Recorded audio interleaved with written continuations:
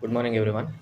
ఈరోజు రూ. 10 అక్రమ వడ్డీ కేసుకు సంబంధించిన అరెస్ట్ వివరాలు మీకు తెలియజేయడానికి ఈ ప్రెస్ మీట్ పెట్టడం జరిగింది.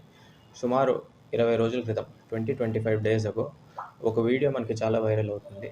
ఆ వీడియోలోని మనకేం కనిపిస్తుందంటే, ఈ అధిక వడ్డీ వసూలు చేసే వ్యక్తులు ఎవరైతే ఉన్నారో వాళ్ళు ఒక ఫ్యామిలీని బాగా హెరాస్ చేస్తున్నప్పుడు కొంతమంది ఆ వీడియో తీసి దాన్ని మనకి వైరల్ చేసి చిన్నపిల్లలు ఏడుస్తూ చాలా ఇబ్బందికరంగా కనిపించే ఆ వీడియో మనకి వైరల్ అవుతుంది.